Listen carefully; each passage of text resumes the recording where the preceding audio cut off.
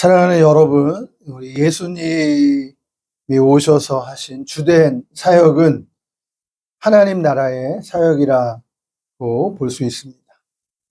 이 하나님 나라의 사역으로 마귀로부터 자유케 하시는 일이라 할 수가 있겠습니다. 내가 온 것은 생명을 주고 풍성케 하기 위해서다라고 말씀을 하셨습니다. 그러나 마귀는 이게 불가능하다고 끊임없이 속삭입니다. 그러나 마귀가 온 것은 죽이고 멸망시키려는 것뿐이요. 예수님은 생명을 주시고 자유케 하시기 위해서 오신 것입니다. 예수님이 오신 것은 묶인 자를 풀어주시기 위함입니다. 눌린 자, 포로된 자를 자유케 하고 보지 못하는 자를 보게 하시려고 이 땅에 오셨습니다. 생명을 주셔서 구원하시고 자유케 하시기 위해서 오신 것입니다. 그것을 위해 예수님은 십자가를 지셨습니다. 마귀는 예수님의 발꿈치를 상하게 했지만 예수님은 마귀의 머리를 깨트리신 것입니다. 할렐루야. 아멘. 죄와 사망의 권세에서 자유를 얻게 함은 바로 다름 아닌 예수님의 보혈의 능력인 것입니다. 우리가 자유를 말할 때 이 개혁자 루터는 인간이 꼭 자유를 얻어야 할 부분으로 다음과 같이 자유를 말했는데요. 죄로부터의 자유와 사망으로부터의 자유, 또 율법으로부터의 자유, 마귀로부터의 자유, 하나님의 진노의 형벌으로부터의 자유 등을 말했는데요. 또 이 외에도 우리는 억압으로부터의 자유, 마음의 자유가 있습니다. 여러분, 옥에 사람을 가둬둘 수 있어도 영혼은 가둘 수가 없지요. 감옥에 갇혀 있다가 풀려나면 더 깨끗하고 정결해진 모습으로 나오는 그런 사람들을 볼 수 있습니다. 감옥에서 성경 더 많이 읽게 되고 바쁘게 살다가 성경 많이 읽고 기도하고 그래서 더 정결한 모습으로 새 사람이 돼서 나오는 모습을 볼 수 있습니다. 그리스도인인 우리는 예수님을 통해 자유롭게 되고 또한 자유케 하는 사역을 수행하는 것입니다. 그리고 우리 그리스도인의 자유는 그 특성상에 있어서 자유끼리 서로 충돌하지 않는 사랑, 바로 하나님의 사랑을 드러내고 있습니다. 여러분, 치유는 마귀에게 눌린 자를 자유케 하는 하나님 나라 사역입니다. 그러므로 치유되면 자유케 되는 것입니다. 자유케 하는 치유라 이렇게 말할 수가 있겠습니다. 자유케 되고 자유케 하는 사역이 필요한 것이죠. 여러분, 그런데 이 치유를 제가 설명하는데 알기 쉽게 여러분께 말씀을 드리자면 치유는 2번입니다. 치유는 2번이에요. 중생, 예수 믿고 새로 태어나는 것이 1번이고 그 다음에 치유가 2번이고 3번이 제자인 것입니다. 그러니까 우리가 2번을 잘하면 3번을 잘할 수 있습니다. 치유를 받으면 제자의 삶을 살아갈 수가 있습니다. 그런데 우리 신앙생활에 있어서 흔히 보게 되는 것은 1번에서 3번으로 가려고 하는 거예요. 예수 믿고 곧바로 제자로 가려고 하는 것입니다. 2번 없이 3번으로 가는 것이 문제가 될 수 있습니다. 예수 믿자마자 제자로 가려 하니 역부족이 되고 많은 문제들이 생겨나게 되는 것입니다. 사랑하는 여러분, 우리가 예수님의 보혈의 은혜로 또 성령으로 말미암아 우리가 치유가 되면 어떤 일이 나타날까요? 치유되면 회개가 더 잘 돼요. 여러분, 치유가 되면 분별력이 생깁니다. 옳고 그름이 보여요. 여러분, 치유되면 우리의 삶이 더 적극적이게 됩니다. 또 더 긍정적이게 됩니다. 여러분, 또 우리가 치유를 받게 되면 공감을 더 잘해 줄 수 있습니다. 또 치유되면 더 감사할 수가 있습니다. 여러분, 우리가 치유되면 더 사랑스러워집니다. 치유되면 더 인정스러워지는 것입니다.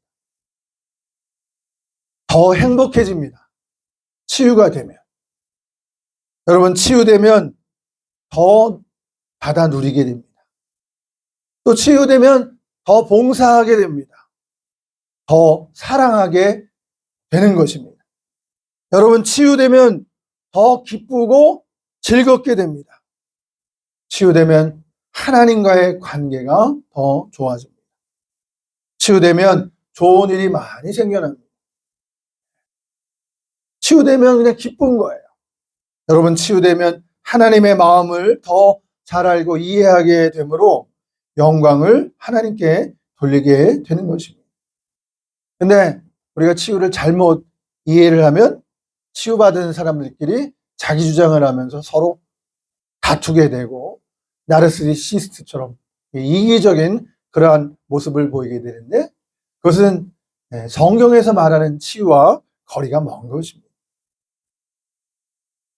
여러분, 무엇보다도 예수님의 십자가가 우리를 위해 지신 십자가임을 우리는 기억해야 하겠습니다. 그 십자가는 무엇보다도 우리를 위한 십자가인 것입니다. 우리의 구원을 위한 십자가입니다. 왜 예수님이 십자가를 지셨어요? 그것은 바로 우리를 위해서입니다. 여러분과 저를 위해서 지신 거지. 우리가 말씀을 들을 때 사실은 더 가깝게, 더 정확히 말하면 바로 날 위해 지신 십자가다, 이렇게 고백할 수가 있는 거죠. 하나님께서 예수님이 십자가에 매달리실 때 하나님의 그 능력으로 왜 건져주시지 않았을까요? 하나님이 그렇게 능력이 많으신, 전능하신 하나님이라면 예수님 십자가에 매달릴 때 건져주실 수도 있지 않으셨겠어요? 여기에는 예수님이 죽어야만 하는 이유가 있는 거예요. 예수님이 죽어야 우리 만인들이 구원받을 수 있기 때문에 그렇습니다. 죄인은 우리가 십자가에 달려 죽어야 하지만 흠도 점도 죄가 전혀 없으신 예수님이 십자가에서 죽으심을 통해서 하나님의 공의가 완전히 충족된 것입니다. 예수님의 죽어주심이 그래서 바로 하나님의 사랑의 결정체다라고 하는 것입니다. 우리가 그 신앙생활을 하면서 이렇게 보게 되는 것은, 죄를 많이 지어본 사람은 예수님의 이 십자가의 대속도 금방 이해를 하고 깨닫습니다. 그래서 세상에서 죄를 짓다가 이제 주님께로, 하나님께로 돌아오는 분들이 많이 부르는 찬송이죠. 세상에서 방황할 때 나 주님을 몰랐네. 내 맘대로 고집하며 온갖 죄를 저질렀네. 예수여, 이 죄인도 용서받을 수 있나요? 벌레만도 못한 내가 용서받을 수 있나요? 울며 애통하며 자신이 죄인인 것을 고백하며 우리 주님께로 나옵니다. 여러분, 탕자의 비유에 나오는 바로 둘째 아들과 같은 거죠. 그래서 예수님은 말씀하시기를 세리와 창기가 먼저 천국에 들어가리라고 말씀하셨습니다. 분명한 죄를 지었거든요. 빼도 박도 못하는 분명한 죄인들이라 회개를 잘해요. 인정을 잘합니다. 하나님, 제가 죄인입니다. 죽을 죄인입니다. 여러분, 그런데 태어나면서부터 교회 다니고 신앙생활을 한 사람들은 이게 잘 인정이 안 되는 것입니다. 주일 예배 빼먹은 적 없고 헌금 생활, 11조 생활도 드리고요. 또 어려서부터 막 중고등부 지나면서 반사도 하고 성가대도 하고요. 별로 잘못한 게 없어요. 네.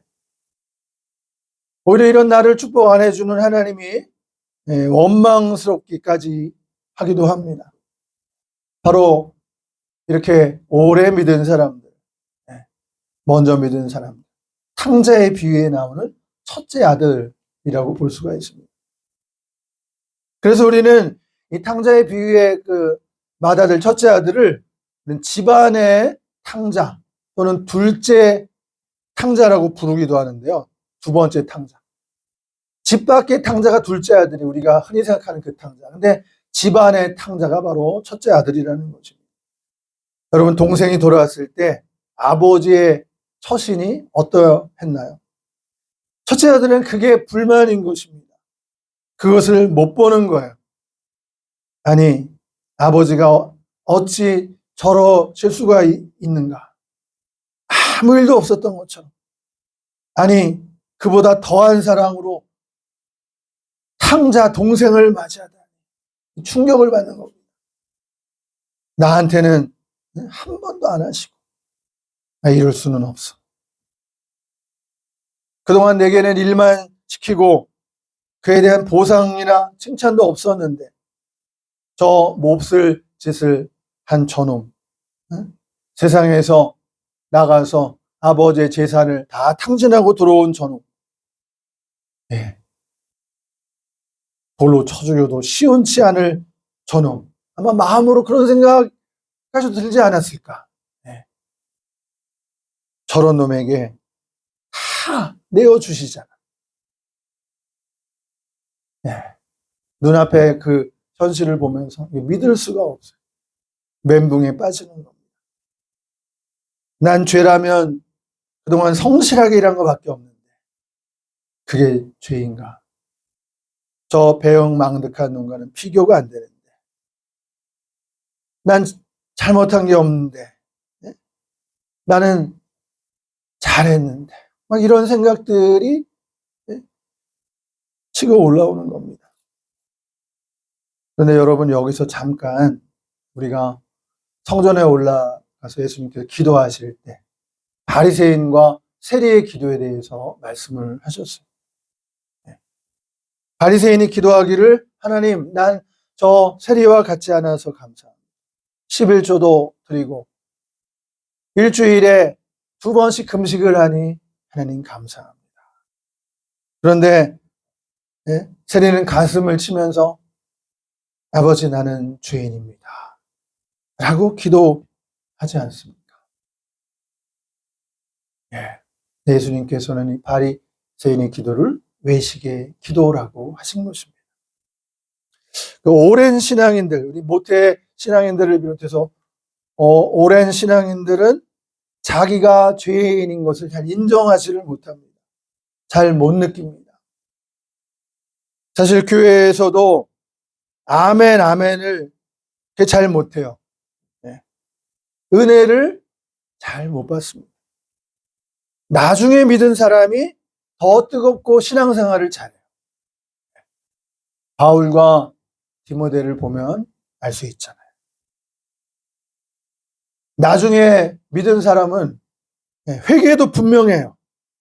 그런데 모태신앙인은 분명한 회개가 없습니다.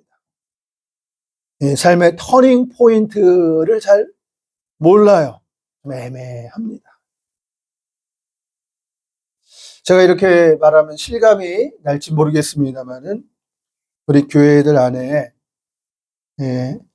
잔재해 있는 율법주의, 권위주의, 도덕주의, 유교주의 같은 것, 이런 것들이 교회 안에 잔재로 남아있는데요. 여러분, 예수님의 복음은 이런 것들을 넘어서지 않습니까? 그런데 우리 현실 교회는 이런 것들을 좀 넘어서지 못하고 있습니다.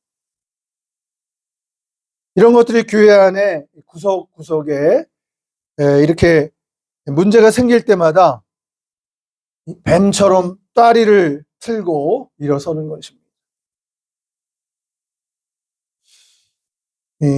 한 예로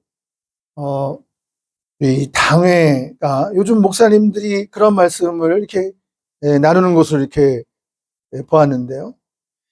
그렇지 않은 교회들도 많이 있습니다만은 당회가 목회의 70%가 된다는 말이 나올 정도예요. 목사님이 목양을 하면서 교인들을 생각하고 이렇게 소신껏 이렇게 목회를 해 나가야 되는데 자꾸 당회의 눈치를 보는 거예요. 에너지를 여기에 쏟게 되는 거예요. 눈치를 보면서 비율을 맞춰야 돼요. 장로님도 목사님이 세웠는데 예전에는 안 그랬는데 장로가 되더니 이제는 목회에 딴지도 걸기도 하고 반대도 하고 이런 모습들이 있으면서 힘들어하는 것을 보게 됩니다. 여러분, 우리 교회 안에 율법주의와 권위주의, 또 유교주의 이런 잔재들이 많이 남아 있는데요. 오래된 장로님이 새로 오신 전도사님을 또 야단을 치는 이런 경우도 간혹 보기도 하는데, 사실 목사님들도 그렇습니다. 목사라고 하는 이유로 무조건 따라오라고 소리치면서 말씀을 앞세워 또 순종을 강요하기도 하고, 설득과 대화는 없고 옳고 그름만 말하게 되는 거지. 여러분, 그렇지만 우리가 기억해야 할 것은 교회는 옳고 그름을 판정하는 곳이 아니에요. 만약에 교회가 옳고 그름을 판정하는 그런 모습이라고 한다면 교회 올 사람이 별로 없어요. 사실 교회 안에서 일어나는 수많은 일들과 문제는 이 옳고 그름을 따지는 데서, 그리고 상대방을 정죄하는 데서 오는 것을 볼 수 있습니다. 내가 옳고 너는 그르다는 식이죠. 그리고 또 하나는 뭐냐면 우리 교회 안에서 탕자를 못 봐요. 문제를 일으키는 그런 사람에 대해서 용납을 잘 못하는 겁니다. 이 탕자가 세상에 나갔다가 누가복음 15장에 돌아오지 않습니까? 탕자가 돌아올 기회를 줘야 되는데 죄인으로 정죄하고 너는 잘못했다. 네? 그렇게만 대하는 것입니다. 오늘의 우리 교회의 모습을 돌아보면서 어떻습니까? 잘못한 사람들에 대해서, 죄인들에 대해서 교회가 용납하고 있나요? 그래서 교회 안에 한번 잘못을 저지르면 교회를 떠나든지 평생 주인이 되는 거예요. 그 드러난 죄로 말미암아 얼굴을 들고 교회를 다닐 수가 없을 정도입니다. 제가 이 말씀을 준비하면서 저 자신을 이렇게 돌아보면서도 저도 참 이런 태도를 50년 이상 그렇게 지내온 것 같아요. 네, 은근히 나는 안 그렇다. 네. 네, 남들과 좀 비교하면서 그러면서 신앙생활을 한 거예요. 이렇게 자신을 돌아보면서 별로 하나님께 야단 맞을 일이 없더라고요. 잘못한 게 없는 거예요.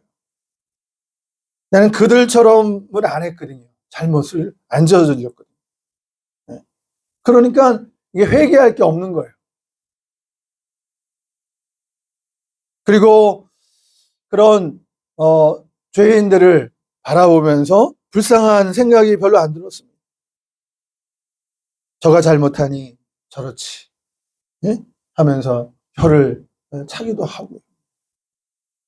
만약에 불쌍한 생각이 들었다면 그건 그들보다 이제 높은 자리에서 그 사람들 내려보면서 불쌍하다고 생각을 한 거죠. 얼마나 자신을 모르는 그런 내 모습을 잘 모르는 그런 식으로 살아온 게 아닌가. 하나님의 말씀 앞에 비춰볼 때 십자가 앞에 내가 나가 볼 때는 이게 다 드러나는 거거든요. 이게 내 마음을 숨길 수 있고 사람들한테 가릴 수 있을지는 모르지만 하나님 앞에 말씀 앞에 이게 다 드러나는 거거든요.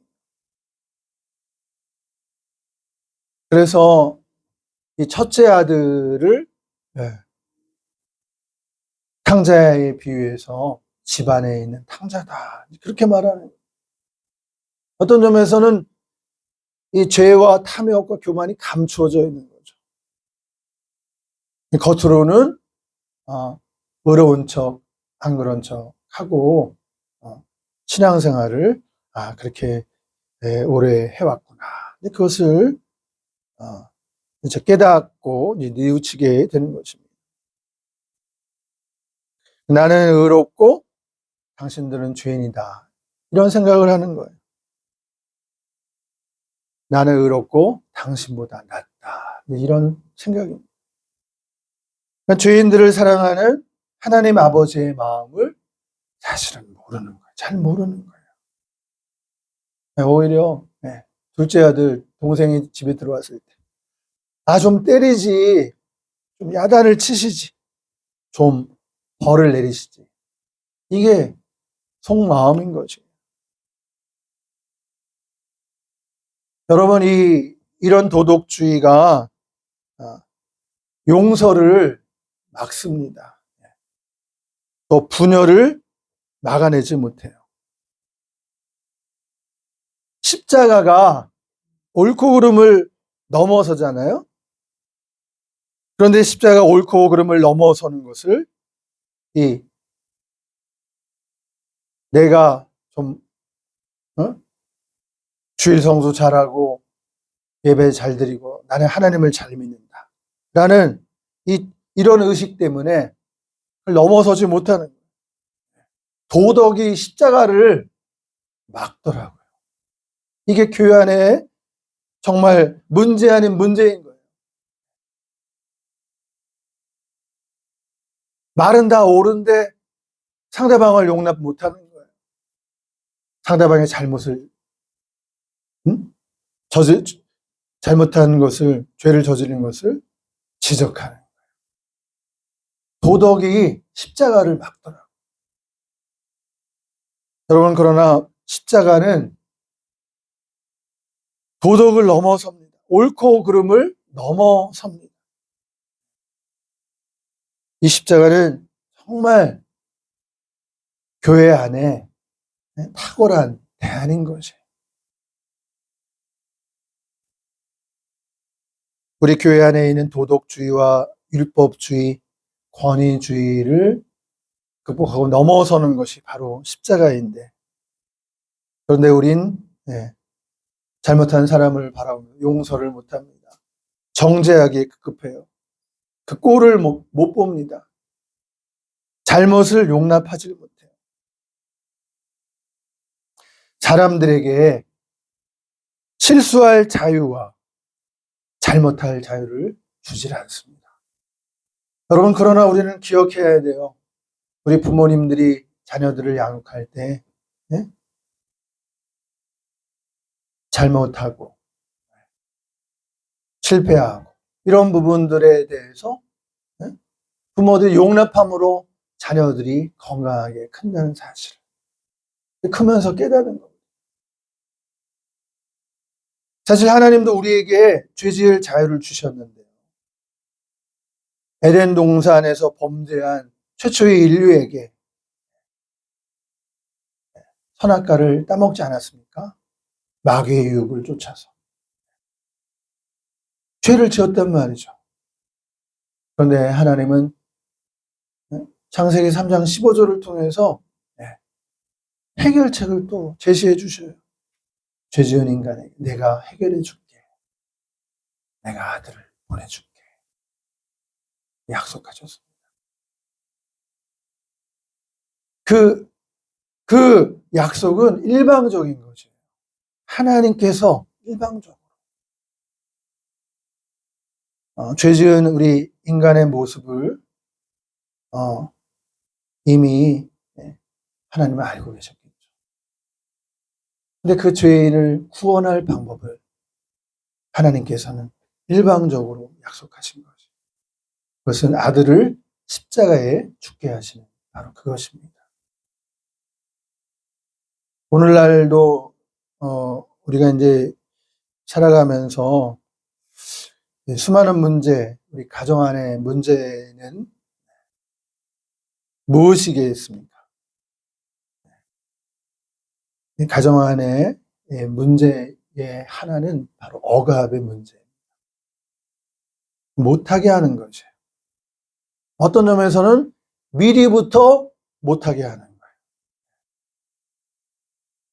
숨이 꽉 막히게 하는 겁니다. 부모가 자녀들을 못하게 하는 거예요. 행위를 통제합니다.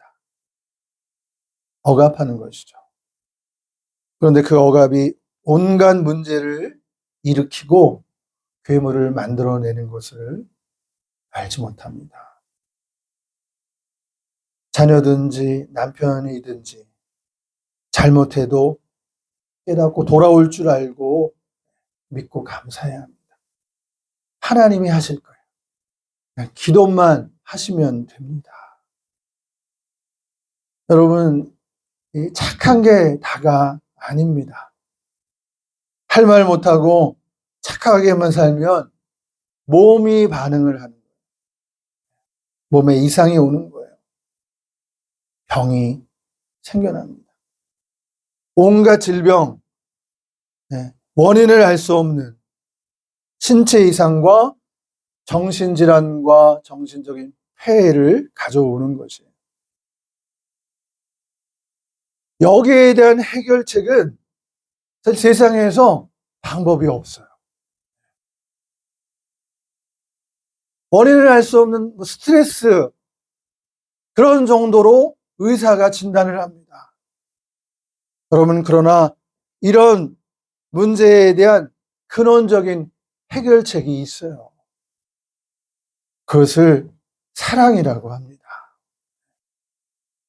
주님께서 우리 인간이 죄를 짓지만 하나님의 해결책은 예수님을 보내신 거예요. 예수님이 말씀하시는 거예요. 죄를 지은 죄인들을 바라보면서. 예수님은 낙심하지 않아요. 그래, 내가 해결해 줄게. 그리고 십자가를 대신 져주신 겁니다. 여러분, 오늘날 우리 주변에 이 권위주의, 또 율법주의, 도덕주의, 이런 것을 극복하는 것은 바로 십자가예요. 말씀을 들이대면서 따라오라고, 이렇게 하라고.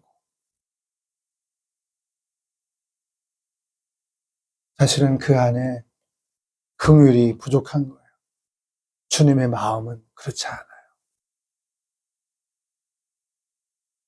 잘 설명해주고 따라오도록 도와주고 깨닫도록 그렇게 옆에서 노력을 기울이는 그런 모습이 필요한 거죠. 그런 십자가의 노력,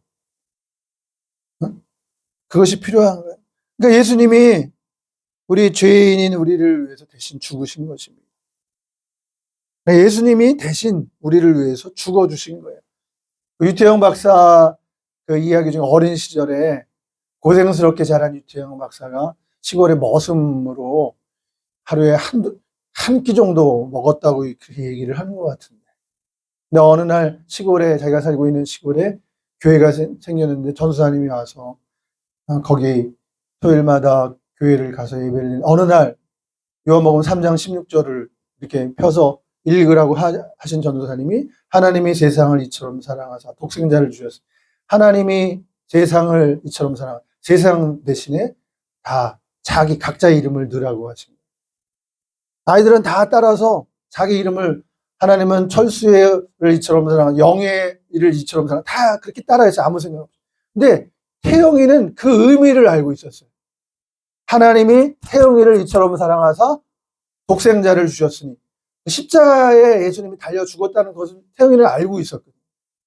예수님이 태영이를 십자가에 달려 죽으셨다고 그만큼 나를 사랑했다고 안 믿어진 거거든요. 그래서 태영이는 어린 마음에 따라할 수가 없었어요. 자기 생각에 그런 거에 저 앞에 있는 면장집 아들 저놈은 나보다 나으니까 저놈을 위해서 혹시 죽었다 그러면 조금 그래도 낫다. 이해가 좀 될 것 같다.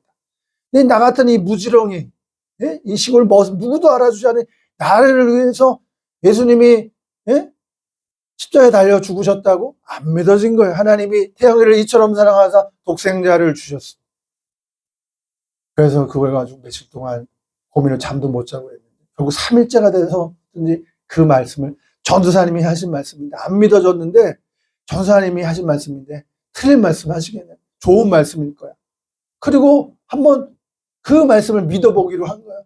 하나님이 세상을 이처럼 사랑하사 하나님이 태영이를 이처럼 사랑하사 예수님을 주셨으니 예수님이 자기를 십자가에 달려 돌아가셨다는 것을 정말로 한번 그 성경 말씀에 자기 이름을 넣어서 해봐요. 근데 그렇게 읽어봤더니 그렇게 표현을 해봤더니 이 놀라운 기쁨이 자기에게 찾아온 거예요. 하나님이 나를 정말 이처럼 사랑하는구나. 그 유태영 박사가 우리나라 박정희 대통령 때 새마을운동을 시작하기 위한 그분이 바로 유태영 건국대학교 부총장까지 역임했던 유태영 박사. 근데 어렸을 때 어느 날 그 가난한 태영이에게 전도사님이 하나님이 태영이를 이처럼 사랑하사 예수님을 주셨습니다. 그것을 따라하게 했는데 그게 그의 인생을 완전히 180도 다르게 합니다. 여러분 우리가 믿는 예수님이 바로 그 예수님이잖아요. 여러분 그런 십자가의 감격이 여러분들에게 있습니까? 그 십자가의 감격이 회복돼야 돼요. 그 십자가의 감격이 회복되면 됩니다. 놀라운 일이 생기는 거예요. 그 십자가의 감격이 우리 안에 우리를 사로잡을 때 기적이 나타나는 거예요. 여러분 미운 사람이 용서가 되고 우리 마음에 한이 풀려지고 미운 사람을 사랑하게 되는 것입니다. 또 하나 될 수 없는 우리 하나가 되는 거예요. 여러분 그 십자가를 경험하셨습니까? 그 십자가의 경험이 아니면 오래전 얘기인가요? 그 십자가는 다름 아닌 여러분 자신을 위한 십자가입니다. 나를 위한 십자가. 그 십자가가 나를 살리는 십자가였습니다. 그리고 그 십자가의 사랑이 나를 또 회개로 이끌더라고요. 죄인인 것을 고백하게 하시더라고요. 그러니까 내 안에 율법주의, 내 안에 권위주의, 내 안에 도덕주의, 내 안에 유교주의를 보게 하신 거예요. 그 십자가. 사실 우리는 교회 생활을 하면서도 텃세를 부리고 유세를 부릴 때가 많습니다. 직분으로 자신을 치장하고 벼슬로 직분을 벼슬로 알아요. 잘못한 사람을 정죄합니다. 나는 그렇지 않다고 스스로 의로운 체 합니다. 이 모든 것이 죄요 교만인 것을 알지 못합니다. 우린 교회와 가정에서 그렇게 학습되어 왔어요. 우리 부모님들도 우리에게 그런 영향을 끼치고 놀지 마라 이런 얘기도 하셨어요. 공부 못하는 애랑 놀지 마라. 가난한 애랑 놀지 마라. 지저분한 애랑 놀지 마라. 무식한 애랑 놀지 마라. 권위자들이 우리를 그렇게 대하고 가르쳤습니다. 사실 사랑하고 섬겨야 할 이웃인데 무시하고 깔봐도 되는 것처럼 그들보다 나아야 된다. 남들보다 잘 되고 높은 지위를 얻고 돈 좀 잘 버는 그것을 축복이라고 여기며 산 것입니다. 여러분 그러나 우리가 십자가에 빗대어 보니까 말씀에 빗대어 보니까 그것은 착각이고 잘못이었어요. 그것은 하나님 나라의 가치가 아닌 세상 나라의 가치였던 것입니다. 여러분, 그러나 그런 일로 인해서 피폐해지고 못난 자신의 모습을 우리가 볼 때 실망하고 낭망할 말은 아닌 거죠. 못난 자신의 모습, 세상 가치에 비록 교회 안에 있지만 세상 가치에 젖어 있는 나의 모습. 그냥 남을 이기고 남보다 잘 되는 것이 어떤 내 인생의 목적이 되면서 살아온 우리의 모습을 한번 돌아본다면, 그들이 하나님이 사랑하시는, 예수님이 그들을 위해서 죽어주신 귀중한 그런 영혼들이구나. 사랑하고 섬겨야 될 대상이구나. 그것을 모르고 우리가 우리의 삶을 그렇게 잘못 살아왔더라도 낙심할 필요는 없어요. 우리가 지금 주님의 십자가를 바라보고 그 십자가를 다시 회복하면 되는 것입니다. 사실 그 예수님, 우리가 그런 모습으로 살 것, 이기적으로 살 것 다 아셨어요.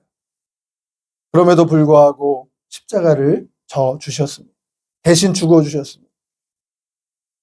그 십자가가 그래서 우리를 위한 사랑이고 다름 아닌 나를 위한 하나님의 사랑인 거죠. 그 사랑이 우리를 다시 태어나게 하는 것, 우리를 죄로부터 자유케 하십니다. 우리를 자유케 하는 십자가인 것이죠.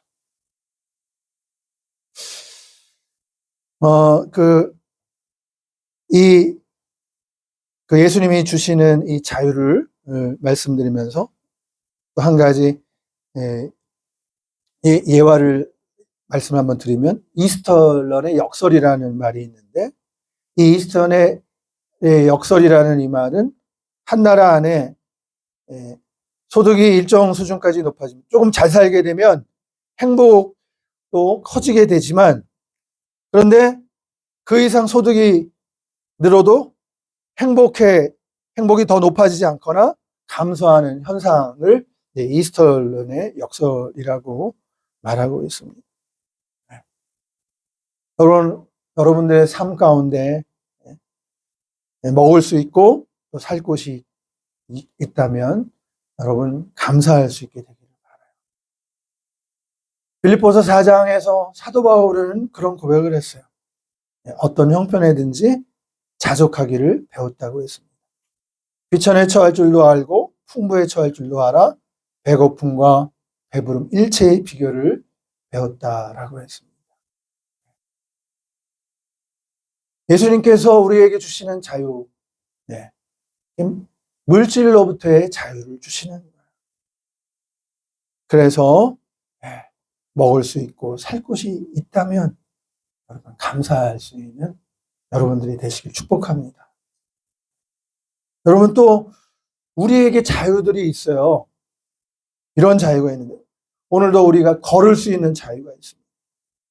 여러분, 또 점심 식사 위에 차 마실 자유도 있어요.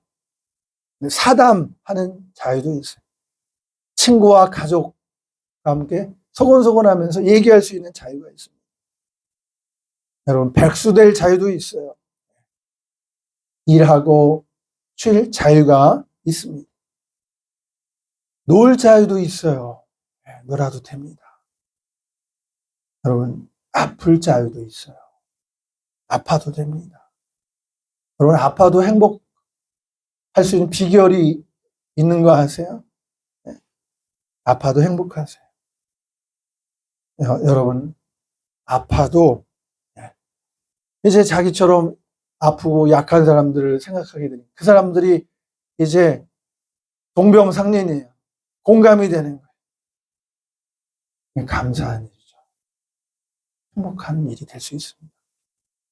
여러분, 형편이 되면 놀기도 하고 여행도 하시고 맛있는 것도 잘 드시기 바랍니다. 그렇게 하셔도 되는 거예요. 여러분, 울어도 됩니다. 슬프면 울어도 돼요. 웃어도 돼요. 즐거워해도 되는 거죠. 여러분, 또한 우리에게 주님께서 주신 자유 중에 섬기고 봉사할 자유가 있습니다. 사실 섬김과 봉사는요, 그 자체로 행복하고 즐거운 것입니다. 여러분, 사랑할 때에 행복 호르몬이 나옵니다. 사랑하는 자체가 행복이라는 거예요. 그 이후의 결과를 말하지 않더라도 섬기고 봉사하고 사랑하는 자체가 행복이라는 것을 아셔야 합니다. 예, 자녀가 태어나기만 해도 행복한 거예요.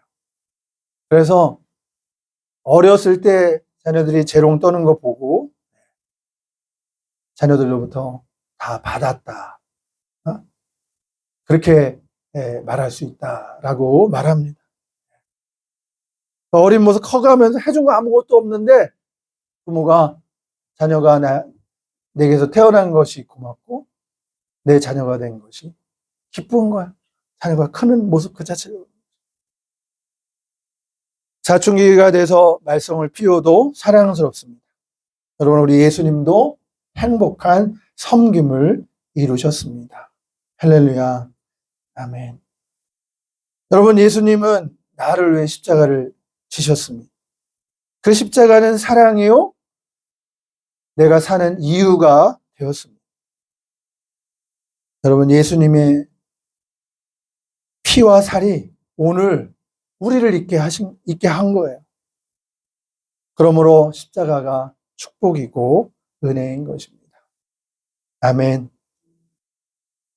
나를 위한 십자가, 그 사랑을 만날 때 우리는 행복한 봉사자, 행복한 섬김의 길로, 행복한 순교의 길로도 이어질 수가 있다고 봅니다. 그리스도께서 우리를 자유롭게 했다는 이 말씀은 우리가 누리는 이 자유의 원천이 누구에게 있느냐?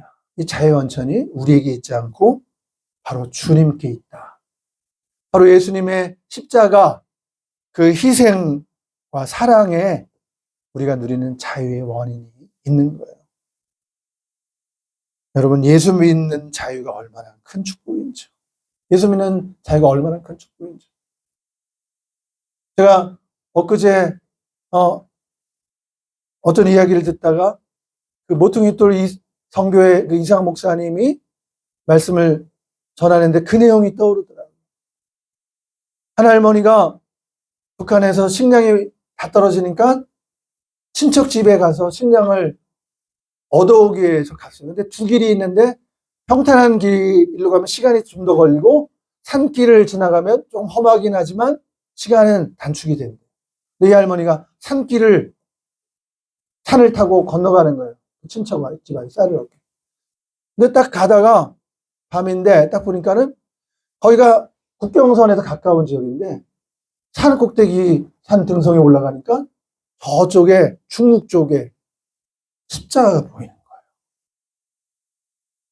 근데 그 십자가를 이 할머니가 수십 년 만에 발견, 빨간 십자가. 그 자리에 털썩 앉아서 추져가지고 엉엉 한 2시간이든지 얼마를 울었는지 모르겠어요. 40년 전에 봤던 그 십자가를 지금 보는 거예요. 친척집에 쌀이 없어서 쌀 얻으러 가는 그 중에 산등성에서 중국 쪽에 있는 그 교회에 십자가를 보고 엉엉 울었다.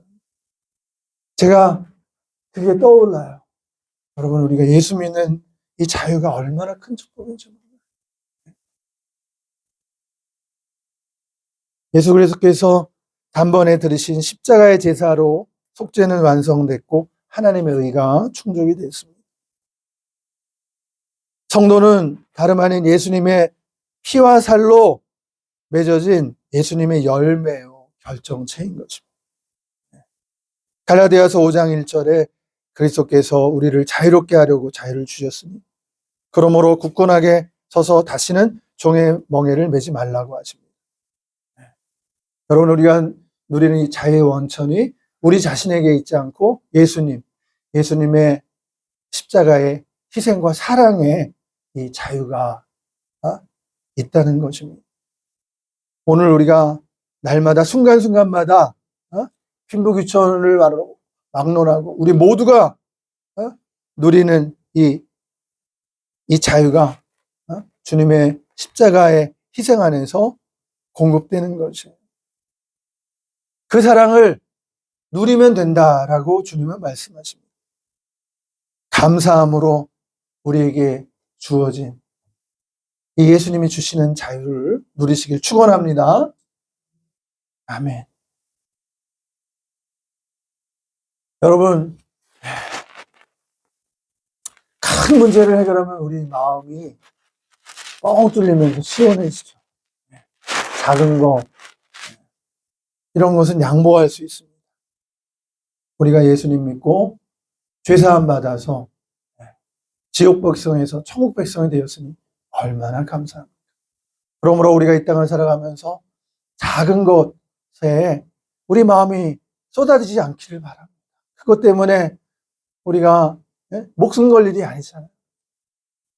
우리는 예수님이 십자가를 져주심으로 구원받았습니다. 죄사함 받았습니다. 하나님의 자녀가 됐습니다. 이 놀라운 축복이 있으므로 이 땅을 살아가면서 양보할 수 있고 또 용서도 하고 여러분 그렇게 살아갈 수 있게 되기를 바랍니다.